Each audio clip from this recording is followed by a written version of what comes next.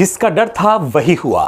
Peaceful protest को हिंसक protest बताकर उत्तर प्रदेश के बरेली में मुसलमानों पर पुलिस ने ताकत का इस्तेमाल किया। उन पर लाठियां चार्ज की गई, दौड़ा दौड़ा कर पीटा गया। जबकि आई लव मोहम्मद मुहिम के तहत दरूद पढ़ते हुए मुसलमान अपना प्रोटेस्ट दर्ज करा रहे थे, लेकिन उन पर बेदर्दी से लाठियां बरसाई गई।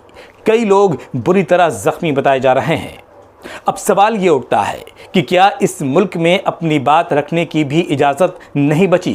क्या इस डेमोक्रेटिक मुल्क में नाराज़गी जताना भी अब पाप हो गया है? क्यों प्रोटेस्ट करने से रोका जा रहा है? क्या लोकतंत्र में प्रोटेस्ट की मनाही है?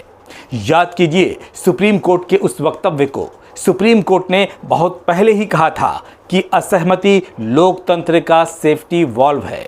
अगर आवाज़ नहीं निकाली जाएगी तो ये सेफ्टी वॉल्व की तरह है, कुकर कभी भी फट सकता है। सुप्रीम कोर्ट का ये कहना था कि नागरिकों को अपनी असहमति जताने की इजाज़त देनी चाहिए, वरना दबाव बढ़ने पर व्यवस्था फट सकती है। लेकिन जब से मोदी सरकार आई है, हर प्रोटेस्ट को या तो कमज़ोर कर दिया गया या दबाया गया।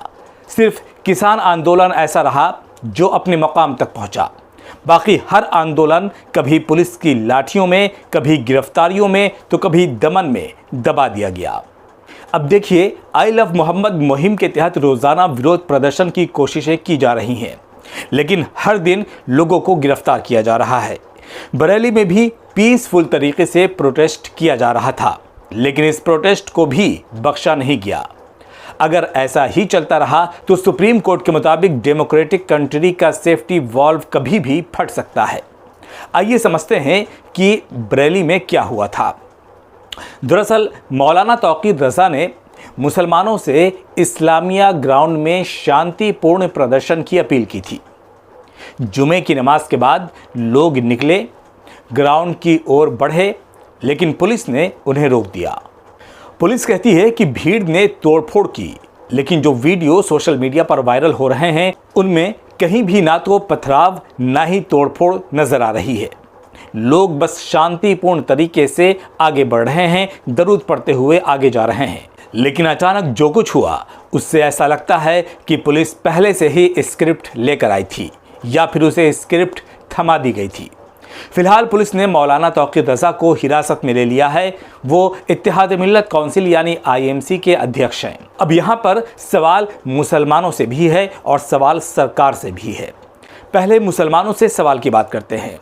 मुसलमानों से सवाल ये है कि जब मौलाना तौकीर रज़ा के ऐलान के बाद हज़ारों फोर्स तैनात कर दिए गए थे, तो क्या सड़कों पर उतरना ज़रूरी था?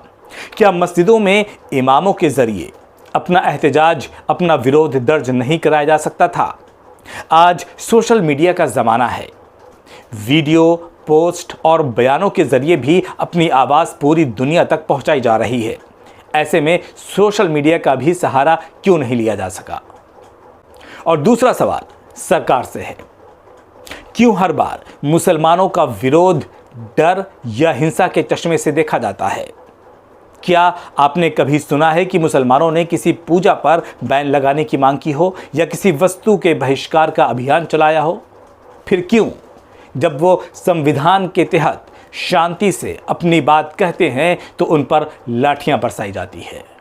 अगर आवाज़ों को दबाया जाएगा, अगर विरोध को जुल्म से कुचला जाएगा, तो याद रखिए लोकतंत्र का सेफ्टी वॉल्व फट सकता है। क्योंकि जब जनता की आवाज़ दबाई जाती है तो लोकतंत्र की नींव हिल जाती है, और अगर आवाज़ें उठनी बंद हो गई तो ये मुल्क लोकतंत्र नहीं तानाशाही का आईना बन जाएगा।